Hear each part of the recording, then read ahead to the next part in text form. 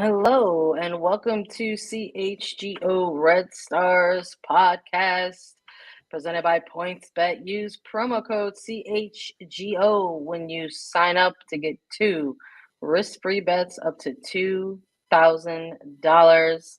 It's your girl Sandra here today with my friend, homie, and colleague Claire Watkins, aka Scam Originator. We're here to chat about, you already know, all things Chicago Red Stars.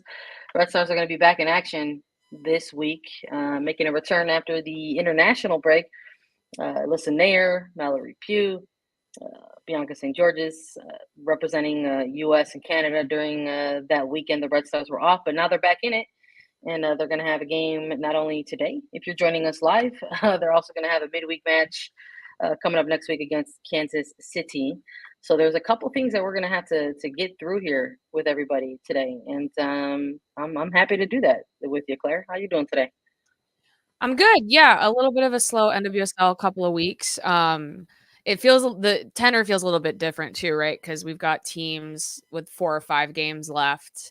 So this definitely feels like it's very segmented. Like we went through this period of time where you had the big CONCACAF tournament or whatever, and then after that, there's been this extended period of mid-season, maybe you would call it, and now the season is actually very close to being over. And so I think yeah, I'm looking forward to it. I mean, I don't know how you're feeling, Sandra. Like, I think this is the time of year where you're beginning to sort of see like there's an arc to a season, and we're in this sort of sloping area of it, not just for Chicago, but for a number of different teams. And I find it both, it's kind of like a melancholy feeling, but also sort of a satisfying one. How are you feeling right now? You know what? I think I'm trying to just sort of keep things in perspective. It's like we've been watching this Red Stars team kind of, I don't think it's unfair to say, like, kind of overachieve a little bit just with so many of the new faces that they've had on the roster, new members of the coaching staff. And quite frankly, even like at this point, players who are like second or even third year players, but who are really just starting to see those consistent minutes for the first time as pros. And just trying to remind myself to like where we were in the beginning of this Mhm. year, where we were just like, not coming into this with like a ton of expectations for this team, just considering the type of offseason that they had coming into 2022. But now that we're in this kind of final stretch, knowing that they've accomplished what they've accomplished to date, I'm kind of in this pool, and I don't know if this is just like a women's pro sports thing in Chicago, because I know you and I have had similar conversations involving the sky. It's like you don't want it to be for nothing. So I would really, now I'm kind of finding myself where I'm like, I think I said it last week. I'm like, I'm humbly invested, where it's like I would really love that for these players if they maintain the pace that they are maintaining, and make a playoff appearance. That's where I'm at right now. Yeah, I mean, I think it's an interesting place to be with like you said, both Chicago teams. And I've been going through this week thinking about the Sky because, after that even after game 4 with the Sky, I was like, "Ugh, that didn't go great. I don't exactly know." I mean, obviously I wasn't anticipating exactly what happened last night, but I was like, it's not perfect. And Yeah. so that thought of like, for as a media member, your relationship to teams are a little bit different than that of a fan, though we are just like fans of the Sky. But it's Yeah. not always necessarily because you're like, oh, I want one team to win over another team, or for like selfish purposes, or because you want to, you it feels good to win, and it feels good to win a title. But I think the relationship that you get to it a lot in media is it's more just that you have something of a like a not a coworker, but kind of like a coworker relationship with a number of these players. And so you do see the work they put in and Yeah. week out. And so over time, the attachment that you start to feel is like, oh, I know how hard these people have been working, and you want that to turn into something for them. And I think every media member in every market has that. I'm not saying that it's like Oh yeah. Chicago specific. I think that that's where a lot of those media Yeah. relationships happen, is just like because you are so close to it and you see the work that's been put in, you want Mhm. that for those players as people as much as you just want like Chicago to win and whatever. And so I think that that's where I'm at with the Red Stars right now. Is I've seen how these players have come together this season and gotten just enough as the results we need. I mean, I talked about this a little bit in the piece I wrote. They have had a little bit, I mean, they've struggled a little bit with other playoff teams recently. I think their last win against a playoff contender was in June. So they've been picking up the points they need against teams that they're firmly better than. I don't know exactly how they line up against the other playoff contenders right now. And so wanting them to take that next step, but at the very least, not wanting them to slide. Yeah, and I think maybe like this sort of is like we're watching this team they're gonna close out this 4-game away, portion of their schedule that they had, right? So they're gonna go on the road and face all rain, but there's like this other underlining thing like within this final stretch of their season, and that while maybe I guess it can be considered a little more balanced with the fact that they've got some home games, coming their way, but these are going to be against like other highly competitive teams, like upper half table teams, or teams that are finding themselves in the midst of their own respective playoff push, So this is like this, it's almost like this new challenge I think is going to be presented to them a little bit, where it's like, okay, so there was July, they did what they did in July, here was August, that happened, that was the 4-game road trip. This is going to be the 4th one, and now it's like here's this next phase of closing out the regular season, and you're going to be closing out against what's going to be considered other heavy hitters or other contenders. Yeah, you could sort of see the schedule in front of you here, right? We're going to eventually dive into all rain. We got the midweek coming up against Kansas City Current, but then you're talking Dash, Portland, and Angel City to essentially close out your season, right? So I think maybe that's where we are a little bit right now. And it's interesting to sort of look at this team right now, where they are in the standings, looking at the schedule in front of them a little bit, and kind of wonder where's the mentality at for them. So we see the table here right now with Red Stars in 6, and they've been hanging out in that final playoff position for a while now. This is going on like several weeks. This isn't like it just happened and it's like, oh, it's like, they just got to turn things around and maybe pick up a win here or a result there, and they'll find themselves humoring something like a shield race, right? Like, no, this is where this Red Stars team has been for several weeks now. And similar to maybe the team just behind them in Angel City, where it's like, gosh, it's like, what's got to happen for Angel City to make the leap into the other half? Like, I think there's a similar narrative for Chicago, where it's like, what does this team have to do to get themselves some cushion, or perhaps even in a better position going into the playoffs, should they make the playoffs? Because this is a team that's shown us that they're better at home than they are on the road. So, I mean, maybe you're looking at some other things like that. You're looking at, like, you're setting some more realistic goals for yourselves. I'm not saying that something like the Shield is unrealistic, but I think you also have to understand, like, the games are in front of you and what's left, and the other teams in front of you who are also competing for something similar. So mathematically, are the Chicago Red Stars something for the NWSL Shield? Sure, yeah. That's a thing that you can say. Another thing that I could say is that, like, what if we set like some more realistic goals and try to like maybe target some areas here where it's like, you can go out, maybe get a good result, a win, draw, whatever, against a certain type of club or team, and maybe try to give yourself some cushion. They did that last year. It's like, did the Chicago Red Stars go to another consecutive playoff in 2021? Yeah, they did.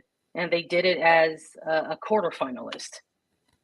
They did it as a quarterfinalist. They didn't do it as a semifinalist because the playoffs were. But they got top extended. 4.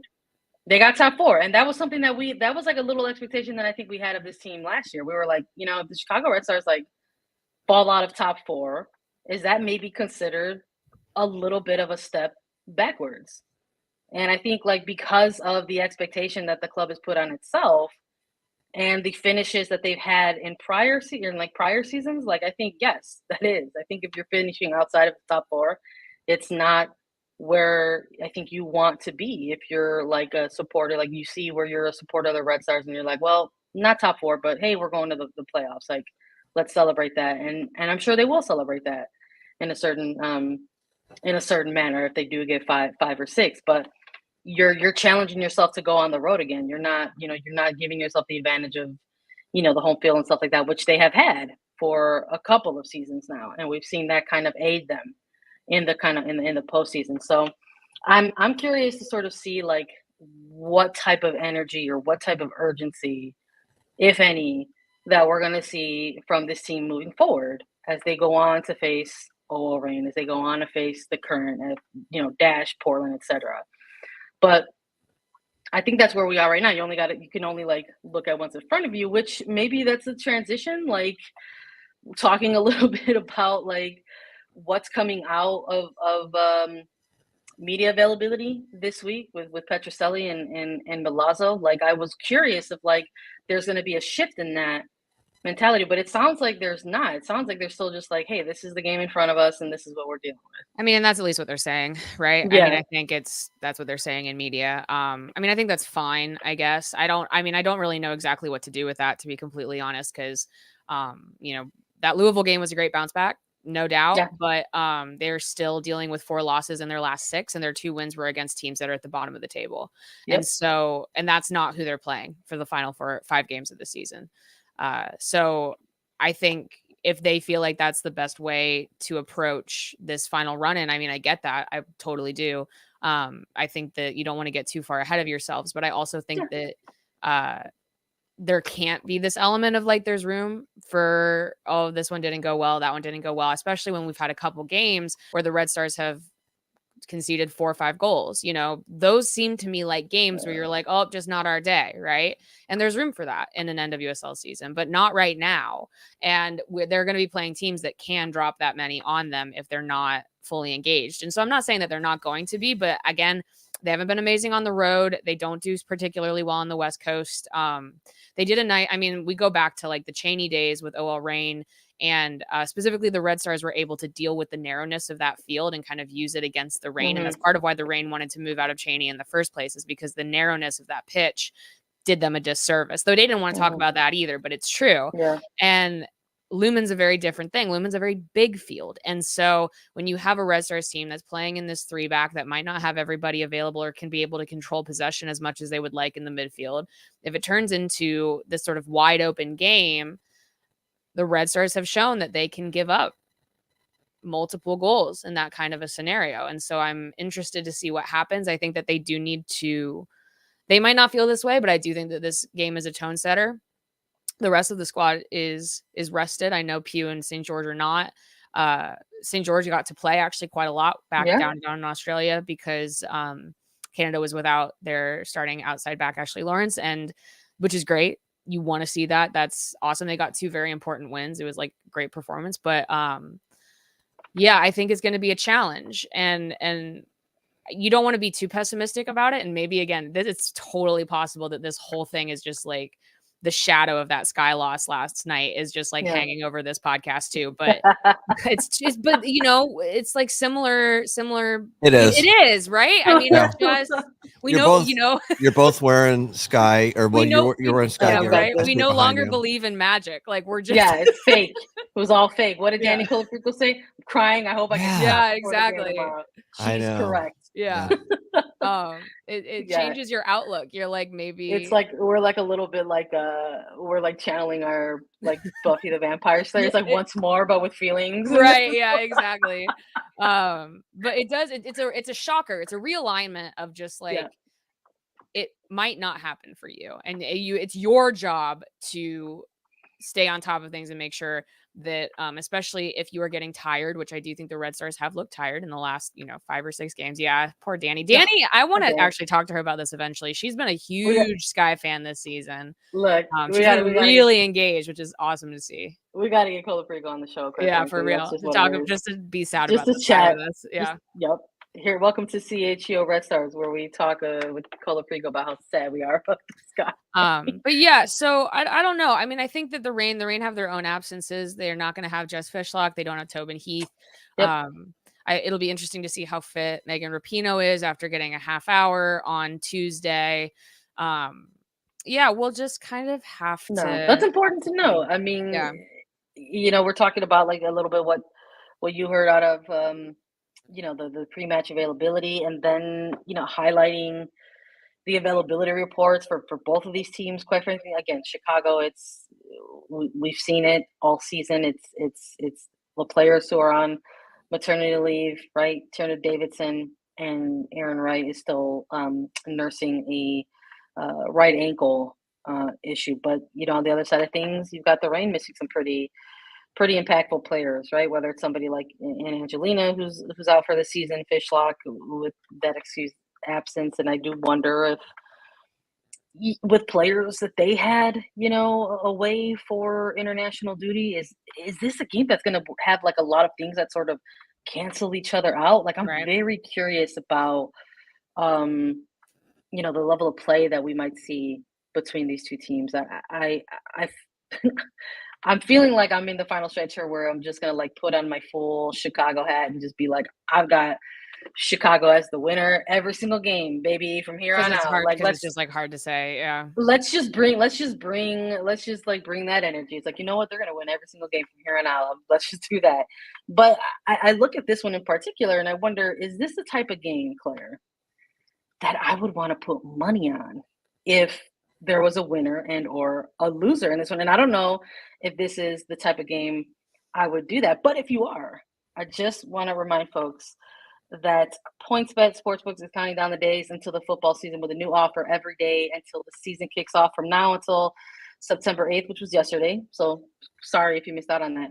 PointsBet Power Hour will unlock a new daily offer from 12 to 1 p.m. Central Time. You can sign up for PointsBet now using code CHGO to get risk-free bets up to $2,000. Please download the PointsBet app today, and you can use code CHGO to take advantage of the limited time offer. Make sure you go and sign on up, and you can potentially get up to $2,000 in risk-free bets. But I make the jokes about if this was a game or not to place your money on. But I mean, hey, look, if you want to put your money on a draw, like why not? See what happens. I do wonder. I think about like who else, like the Reign even had, participating during this international break. Played both games. Lana Cook played a ton of minutes. Sophia Huerta did as well.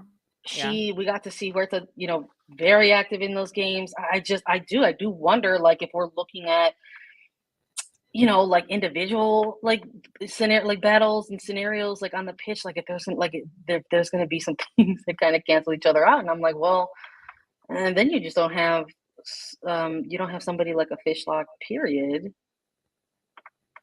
How's it going to look? Like, what's the middle third going to look like? This is not Noel Rain podcast, but it is an interesting proposition, especially after trading away Ali Watt, right? Where they felt like they had a number of depth points that they could move, and then now you don't have that player to rely on in a game like this one. So interesting to see. But yeah, I don't know. I mean, I think a draw would be great. I mean, I think that when we talk about magic numbers, right, the issue with playing other teams in the playoff picture is that it becomes like 6-point swings when you lose. So I think that, not that they should go out there and play tight. I don't think that works in their favor either, but they also should not play amped. You just want to, I was gonna say Lavelle's another one too, but she also played a lot in the last 2 games. So it's just hard to say. Especially on that turf field. Lumen turf is punishing. So it's just who knows who's gonna be playing tonight. Question marks. They have big, lots of them. Yeah. No. I feel that energy. Look, I think Roosevelt is always a player that you should feel nervous about. She's a dangerous player on the pitch. But looking at those games, like looking at these players who did come off of those national team games, do they have the minutes under their belt? Sure. But did they also like look good in those positions and in those moments? Yeah, I thought Roosevelt was ridiculous during these 2 games against Nigeria and Mel Pugh, quite frankly. I thought she was really good on the ball, specifically like responsible for like a ton of dead ball situations, and I just I don't know if we're going to see like similar energy, from those 2 players in this type of game coming up because of the minutes that they have behind them coming off of these couple games. Alyssa Nair got 1 of the matches, so I'm assuming that she's like fresh and ready to go in a game like this. But in terms of like what I would like to see coming out of this particular game, I want to see a result. Would I love a win for this team? Absolutely, but I just don't. I don't think. The other difference too is, Chicago has the midweek after this game, and OL Reign does not. So the good news is, I think probably the reason why you schedule this game on a Friday is that it does give Chicago 5 days between today and Wednesday. They do have to fly back from Seattle to Chicago, so that'll be an issue. And as a coaching staff, you have to determine within that, you're like, okay, we saw Portland struggle with this right before the break, right? Where it's like, do you do one full burn game and then do one like heavy rotation? Maybe this isn't our night game, or do you do rotation in both and see if you can piece together results with a rotated squad? And so Chicago's going to have to determine that as well, because they have the Reign, they have Kansas City, and then they do have that third game the following weekend against Houston. So you have to make decisions there too. But the other issue as well is like, well, there's only 5 games left. Yeah. So that's a little bit of a scheduling frustration as well, that they do have this midweek in this final kind of crunch time period. Mm-hmm. Yeah, I think ideally, right, in an ideal world, maybe you just sort of close out and have a more kind of balanced schedule where it's just like week to week. It's been a weird one. It's not even just the like really crazy schedule at the beginning of the season and then stretch. It's like they'd have like 4 games at home and then 4 games on the road and then 3 more games at home. Like Sandra and I haven't been to SeatGeek since 84 years. July? It's been a while. Yeah, it's been a Is long that right? time. Like it's been weeks and weeks and weeks since we've been there. So it's like, what even is this season, What is Bridgeview? Yeah. Where's that? No, I feel that for sure. I keep making mental note of where my credential is, because I'm like, I'm constantly afraid that out of like disuse, I'm going to lose my creds. I have it like hanging on the wall. I'm at a conference right now, but at my home, I have it like hanging on a wall with a tack. It's like, don't forget this. Yeah, because I'm like, when we'd come back to do it again, I'm like, I'm gonna forget how. I'm gonna forget something. Yeah, absolutely. Here's maybe like it's tough to deal with maybe in absolutes, right? Coming off of the international break that we just had, and with the final stretch of season in front of us. But here's some things that we do know, like Zoe Morse, Tatum Milazzo, because at this point, Amanda Kowalski, right? We know that they're not on the availability report. Right. And them along with some other players had some time off, right? Yeah. Morgan Gautrat not listed on this availability report. The assumption is that she may play some extended minutes. What that means, I'm sure we'll find out. And I think maybe that presents maybe a new scenario for the Red Stars. I know we had talked about being curious about whether or not they were going to switch up the formation because of the injuries that just sort of have kind of kept coming or popping up. Do you still humor that with somebody like a Gautrat who's slowly working her way back into rotation? So I think for this game, you've got, a Zoe Morse, a Tatum Milazzo for Chicago that had some time. And then I think you look at OL Reign and it's like Bethany Balser, someone who's probably going to be looking to have a good game, and I just am curious, I think that's like a particular matchup that I'm going to be looking at, in this game. Are there any areas of the pitch that you're going to try to be keeping a closer eye on, maybe more than some others? I mean, the game plan is working if they force the Reign out wide, I think. And by the Reign, I don't mean like Sophia Huerta. I mean, because she's going to be out wide anyway. But if they can disrupt, I don't know. Heinemann's been playing in that position a little bit, though that has not, again, with the international break, it's not like they've gotten a ton of time to get into a groove there.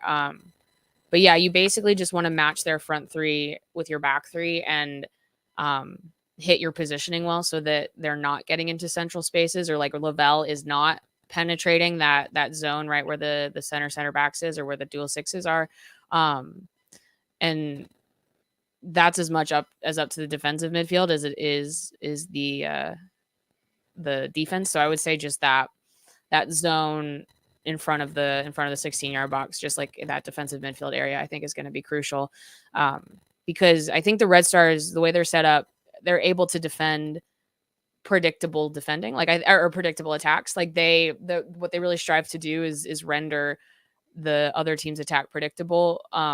They're not set up for overloads. They're not set up for breakaways. They're not set up for mistakes. And so if you can just keep the game in front of you and render the attack render the attack into the same motions, even if it is, maybe you get beat on a Sophia Ware to cross, and that just is what it is because she's very good at that. But also maybe you focus less on giving up the cross and more on okay, what are you doing with the players crashing into the box? Because that they're going to get those crosses off, but your job is just to make sure that they don't connect with anybody.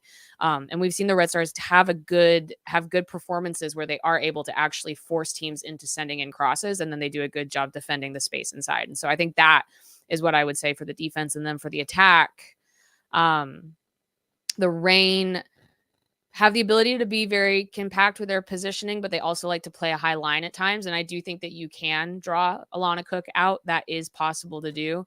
And then I think it just will come down to, how Cook is playing with Sam Hyatt, how defensive they have Lou Barnes sitting. I think that there's a number of factors, but the issue though, and this is kind of comes back to my point about the Red Stars struggling to get results against other playoff teams, is I think, I don't think playing a high line against Chicago is a good idea. And I think that teams are not doing that because it's not a good idea. So I say something like the Reign have played with a high line at times. I don't know why they would do that against the Red Stars. What we've seen with a number of teams is that the best thing to do is sit in a mid to low block and not give them any space up top and let them pass and pass and pass around, and then force them into turnovers and move quickly. And that's the game plan.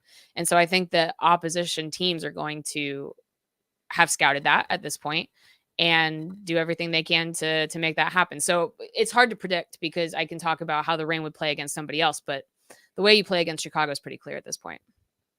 Would you say for Chicago, it's in terms of their game plan, it's only what they need to stick to try to get a result against OL Reign tonight?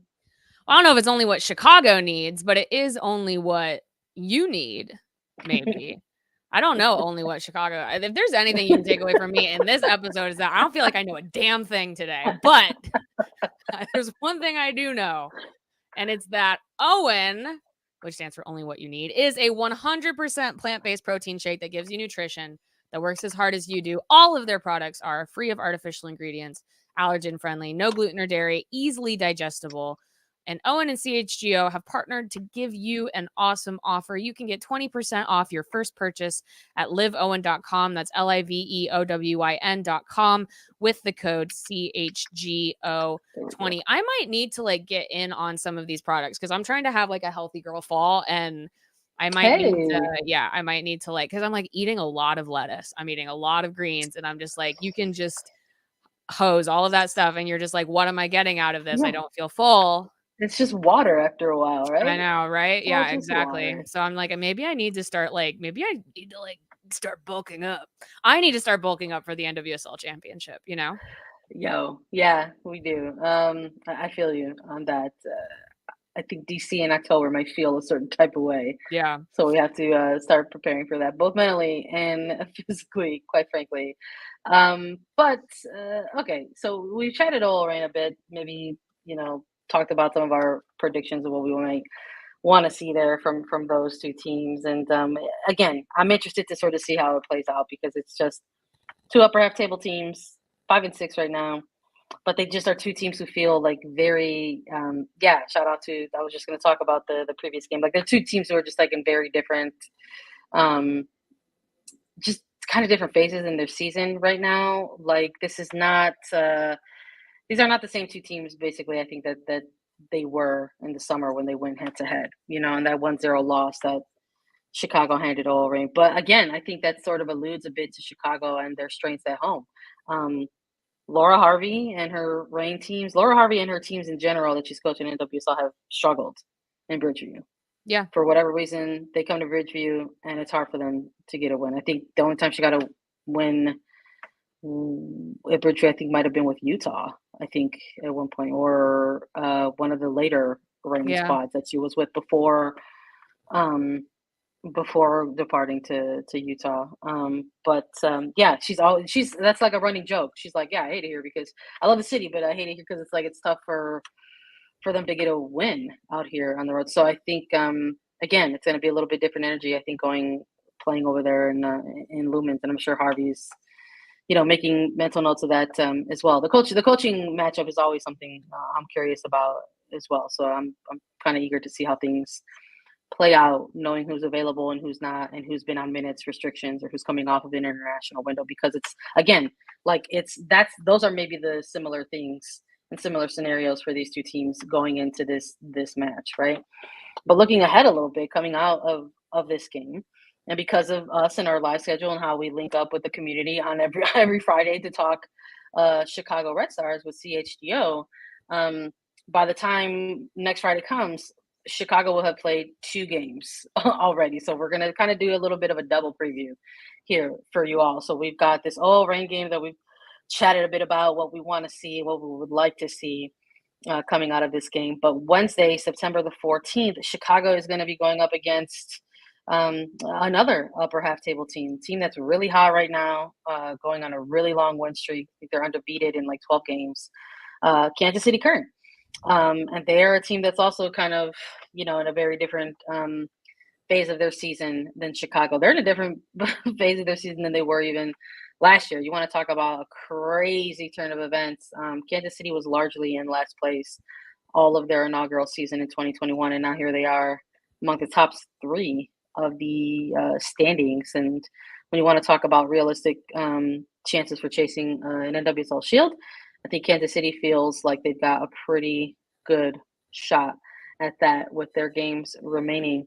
And this one, Chicago will be back at home for. So maybe that's a little bit different energy that we'll witness. And another thing, though, is something about it's something about these Challenge Cup Central Division teams where the games are either just really weird or just really wild. And we saw Chicago go up against Louisville, and they dunked 4 on them. I don't anticipate that would necessarily be a similar scenario when they go up against Kansas City.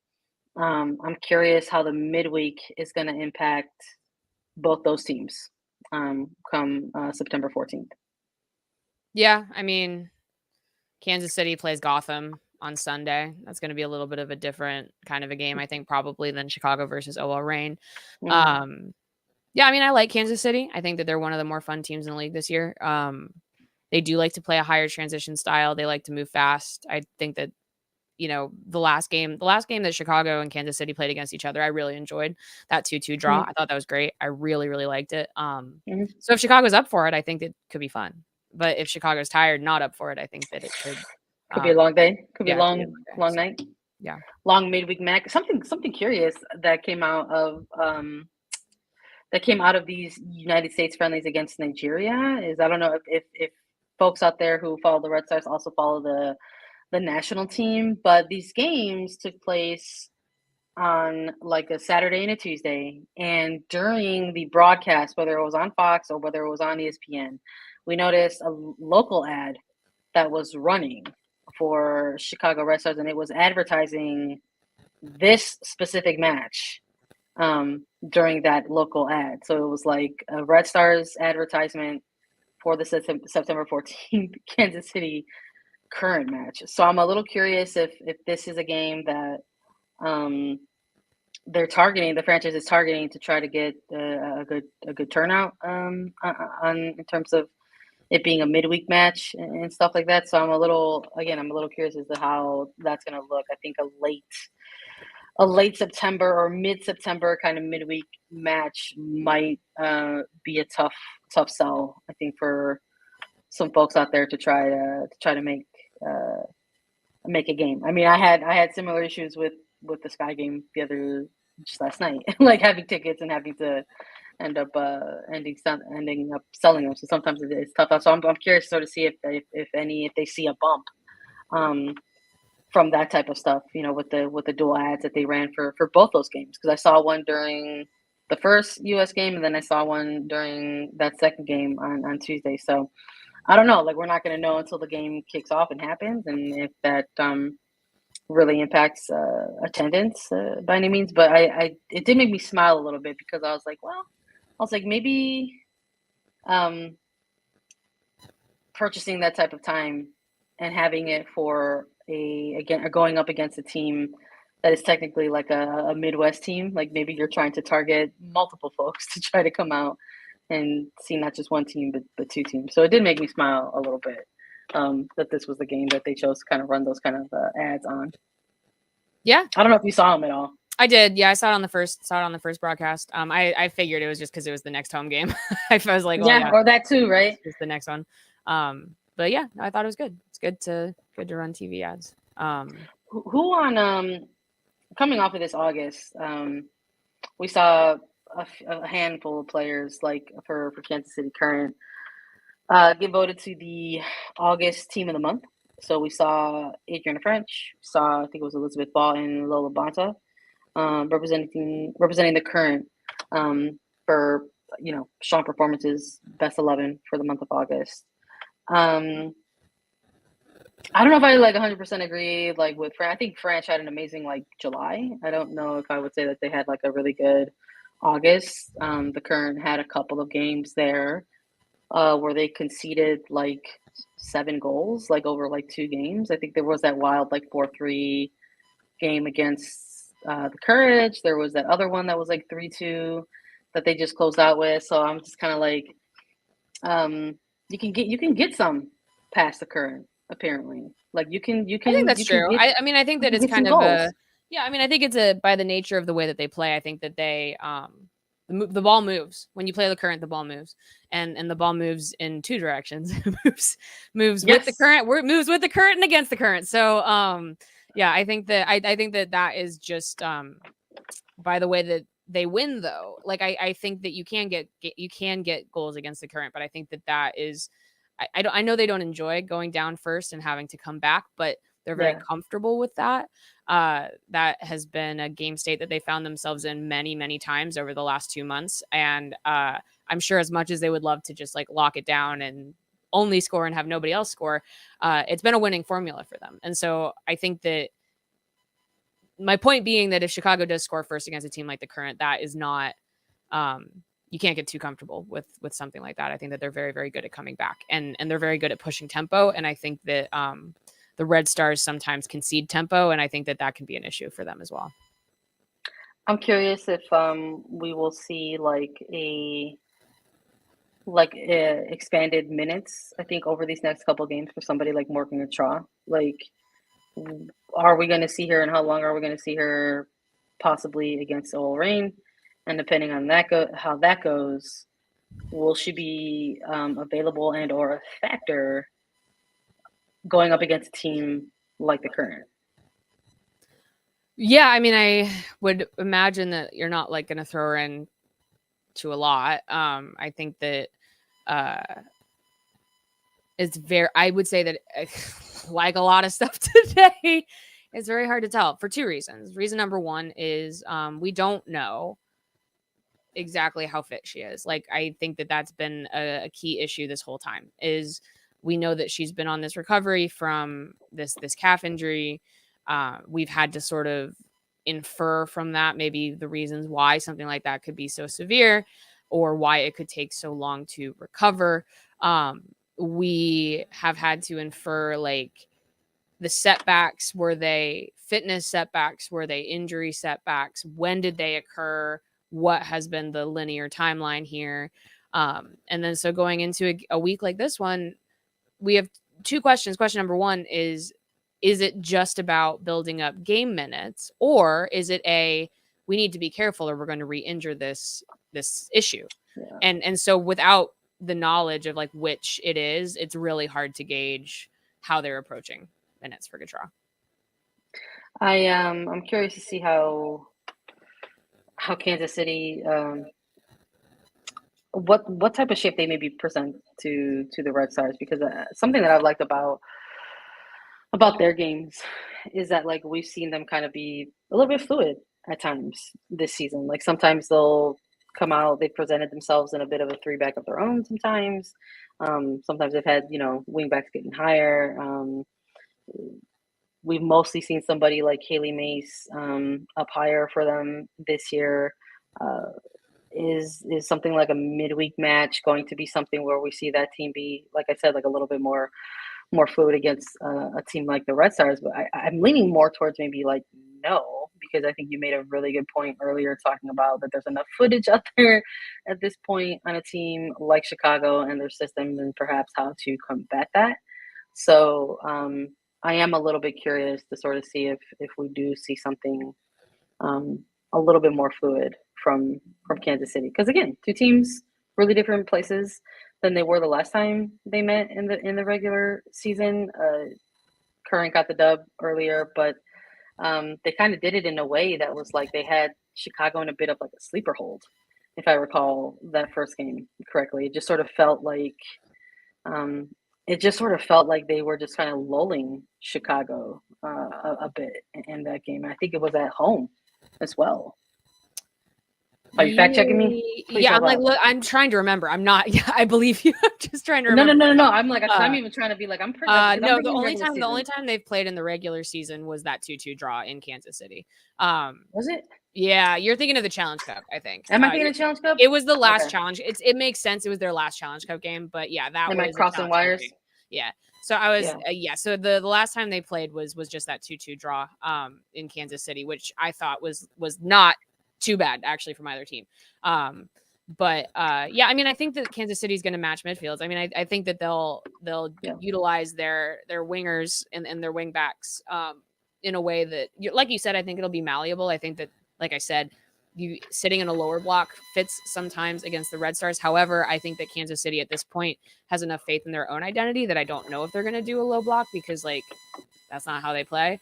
But I think their wingbacks are going to be given adjustments. So they're going to start out maybe at whatever level they're at, and then maybe they'll come back to try to gum things up, or they'll push forward to try to expose Chicago's 3-back. So I think it's going to be an important game one on the wings. But we've also seen, to your point though, in that Challenge Cup game, and also like to that point, we haven't seen these two teams actually play each other that much in the last 6 months.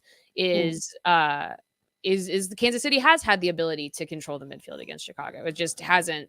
And that was when they sort of made their comeback in that 2-2 draw, was when they started imposing themselves on the midfield. And so I think that's going to be a major factor as well. Would you say that with this being a semi-quick turnaround, Friday to Wednesday is much different than like a Saturday or Sunday, but it's still a midweek match. Would you say that like perhaps the Red Stars might need every single advantage that they could, including any potential dietary things that they might work in, perhaps an extra protein shake or two? Yeah. Yes, I think so. Athletic greens might be a good idea. What I just like hesitated, because the thing that you mentioned that I was like, they might need help with is if it helps with like your sleep schedule. Your nutrition is like really important for sleep. And so I was like, maybe if they get their athletic greens in, then they'll be able to get good rest, because that's very important. Athletic greens, what is it? That's the question. 75, one delicious scoop. You are absorbing 75 high quality vitamins, minerals, whole food source, superfoods, probiotics, and adaptogens to help you start your day right. It's lifestyle friendly. It contains less than 1 gram of sugar, costs you less than $3 a day, cheaper than your cold brew habit. And to make it easy, Athletic Greens is going to give you a free 1-year supply of immune supporting vitamin D and 5 free travel packs with your first purchase. All you have to do is visit athleticgreens.com, and I'm going to say White Sox, CHGO Sox. Again, that is athleticgreens.com/CHGO Sox to take ownership over your health and pick up the ultimate daily nutritional insurance. Love it. I'm very proud of these transitions today. I think we've been doing a really good job. I'm trying. I think people can tell. I'm like struggling today. But Sandra's killing it. Sandra's killing it. I'm the dead weight here today. No, it's a team effort, right? Well, what did we hear last night? When is a team loses a team? That's right. You guys are always 10 and 10 on these ad rates. We're You're trying, so good on this. Segue queen, scam goddess, segue queen, whatever you want to call it. We're trying to make sure that CHGO, like, we flawless with the ad reads. I don't know. You know what? Let's just be ridiculous optimistic fools, and let's just say dubs all around. Next time we get together, next Friday, we're gonna be talking about not just one but two dubs. Okay, yeah, we need some good energy. We need some good energy. That's what's gonna happen. I'm like, I know I've like had this weird thing where I'm like, I know sports are like my job, but like I'm like, I don't want to watch them anymore. They make me upset. I want them to win. I want them to win, and I want to talk about win and happiness and joy.